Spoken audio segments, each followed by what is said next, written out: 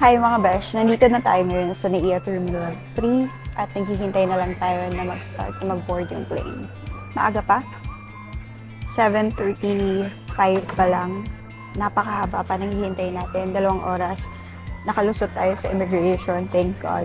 Walang naging problema. Although maraming tinanong kasi first time travel ko ito, okay naman. And I came prepared. Talagang nag-print ako ng mga kung ano-ano at lahat yun hinanap nila. Imagine pati approve leave ko. So pinakita ko yung system namin para lang makita nila na approve yung leave ko. Hi, we have finally boarded the plane. Ang ganda ng first time, no? Walang delay sa flight, tapos ang bilis lang din ang process sa immigration. Later on, I will talk to you about that.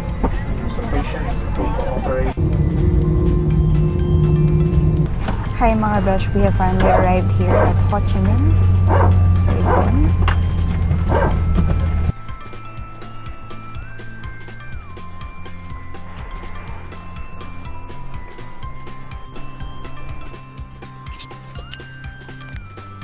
You know what's the advantage of traveling alone?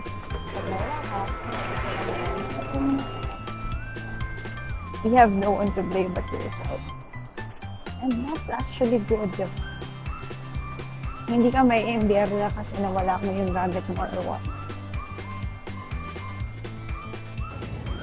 You see, I finally arrived here at Ho Chi Minh and currently I am booking. Hintay na lang tayo. It's not that different from the Philippines. Halos pareho lang sila. Wala halos pinagkaiba.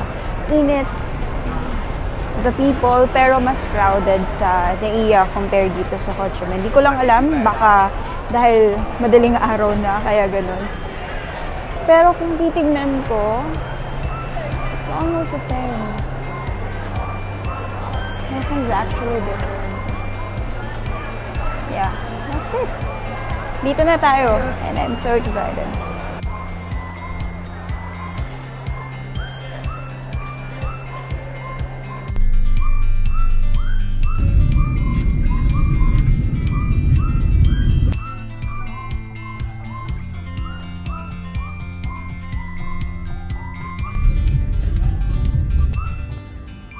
Dito nga pala ako nagstay sa Nano Hotel.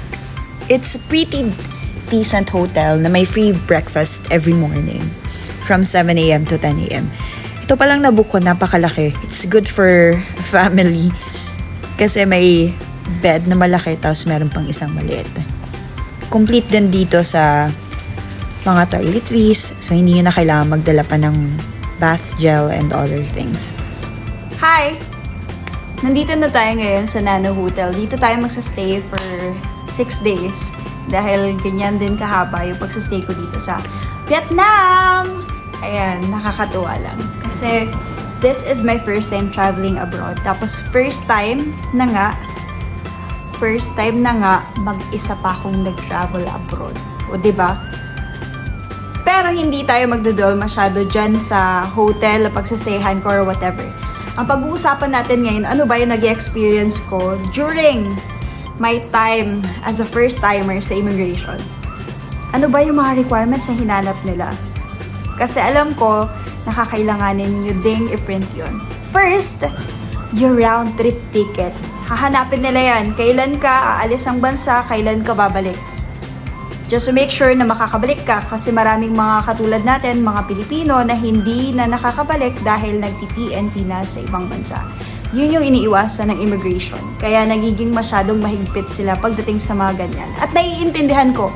Sana maintindihan nyo din kung bakit ganun sila. Pangalawa, your hotel accommodation. Saan ka magsastay? Gaano kahaba? Yan yung mga itatanong nila sa'yo. So, i-print mo yun, yung hotel accommodation mo, yung confirmation from the hotel, i-print mo, para lang kapag tinanong nila, you can easily show it to them. Pangatlo, your itinerary. Anong gagawin mo dito? Anong gagawin mo sa ibang bansa? Ilang araw ka? I-print mo lahat yan. Kasi ang ginawa ko, nag-book ako sa Klook. Tapos yung mga QR code dun sa Klook, kinumpile ko yun. Gumawa ako ng first page, nakalagay dun yung day 1, 2, 6. Tapos ilagay ko dun, day 1, I'll do this, day 2, I'll do that. Ganon, hanggang sa makabot sa day 6. So, sa second page, nandun yung mga QR codes from Klook.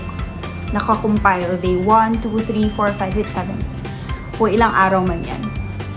So, yun na lang yung pinakita ko. Kasi tinanong ako ikwento mo kung ano yung gagawin mo doon. Hindi ko naman masyado babanggit yung mga activities na nandun. So, ang ginawa ko, binigay ko na lang sa kanila yun. That's the number 3. Number 4, you have to provide the certificate of employment kasi tatanungin nila if you are employed. Tulad ng nasabi ko kanina, ang iniiwasan nilang mangyari, may magpupuntang Pilipino sa Vietnam or sa ibang bansa, tapos magti-TNT. So that's the reason why they are asking you if you are currently employed, and if you are, they will ask you for your certificate of employment. So you have to ask your HR to provide you that. Yung certificate of employment ninyo, hingin ninyo sa HR bago kayo lumipad. At the same time, also ask for them if they could provide you a letter na approve yung leave ninyo. Kung approve man yung leave, kailangan kasi yun. Titignan nila. Sa akin, since wala naman akong nahinging letter na approve yung leave ko, ang pinakita ko na lang kasi they really wanted to see it, yung system namin na makikita doon na in-approve yung leave ko. So, yun na lang yung pinakita ko sa immigration officer. And she's delighted na very detailed, very good ako sa pagkukompile ng mga requirements. Kasi bago naman ako nag-travel, I research. See, importante na nagre-research kayo. Inaalam ninyo kung ano yung mga kailangan para sigurado na walang magiging aberya during your stay in other country. Yun yung ginawa ko. So, tandaan natin, ulitin ko, your round trip ticket, hotel accommodation, itinerary, certificate of employment, and or yung approved leave letter ninyo. Okay?